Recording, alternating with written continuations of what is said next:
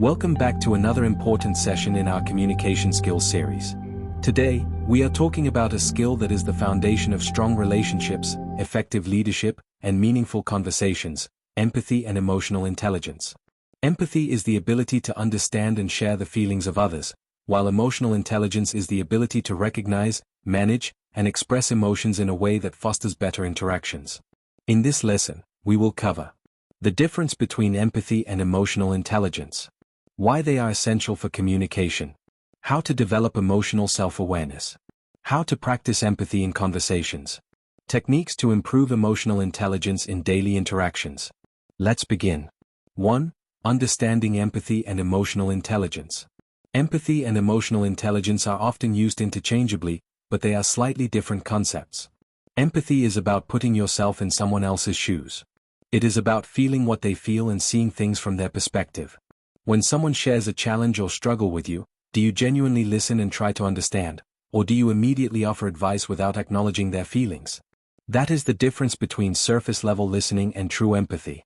Emotional intelligence, on the other hand, includes empathy but also involves recognizing, managing, and responding to emotions, both your own and those of others.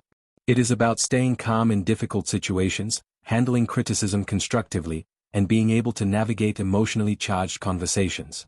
Think of emotional intelligence as the skill set, and empathy as one of the most important tools within that skill set.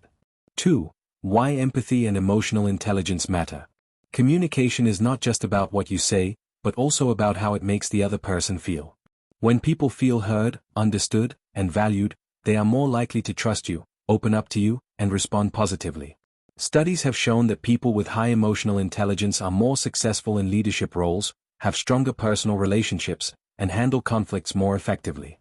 Imagine you are in a team meeting and a colleague seems disengaged. Instead of assuming they are uninterested, emotional intelligence helps you notice their body language and tone, allowing you to ask, "Is everything okay? You seem a little off today."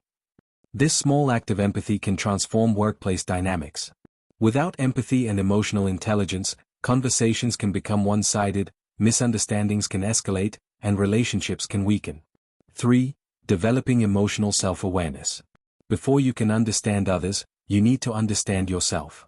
Emotional self-awareness is about recognizing your own emotions, understanding what triggers them, and learning how they affect your communication. Try this simple exercise. Think about the last time you were in a disagreement. What emotions did you feel? Did frustration cause you to raise your voice? Did impatience make you interrupt? Identifying these patterns helps you gain control over your reactions. A great way to build self-awareness is to pause before responding in emotionally charged situations. Instead of reacting immediately, take a breath and assess your emotions. This prevents impulsive reactions and allows for more thoughtful responses. 4. Practicing empathy in conversations.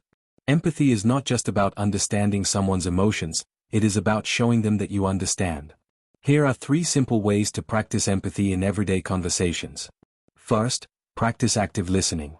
This means giving the other person your full attention, maintaining eye contact, and nodding to show you are engaged.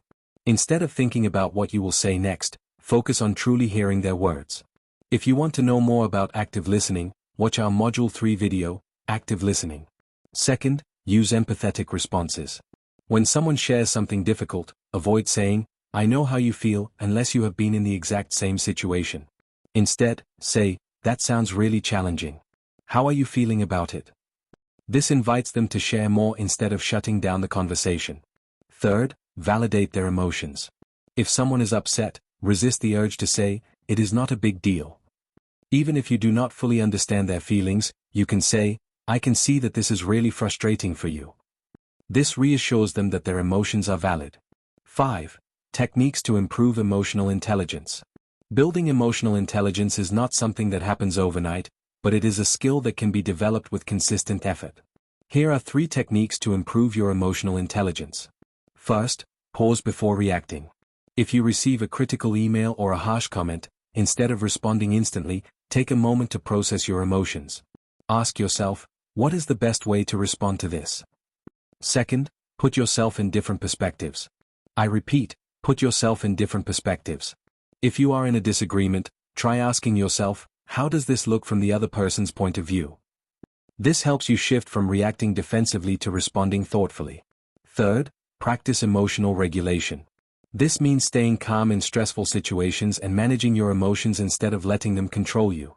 If you find yourself feeling overwhelmed, deep breathing, taking a short walk, or even just pausing for a few moments can help reset your emotional state. By practicing these techniques, you will find that your communication improves, your relationships strengthen, and conflicts become easier to navigate. Final thoughts and takeaways. Empathy and emotional intelligence are not just nice-to-have skills, they are essential for meaningful and effective communication. By developing emotional self-awareness, practicing empathy in conversations, and using techniques to regulate emotions, you can become a more confident, understanding, and impactful communicator. As a challenge, I want you to try something this week. The next time you are in a conversation, practice active listening and use an empathetic response. Notice how the other person reacts and how it changes the flow of the conversation. If you found this lesson helpful, be sure to subscribe to the channel for more insights on mastering communication.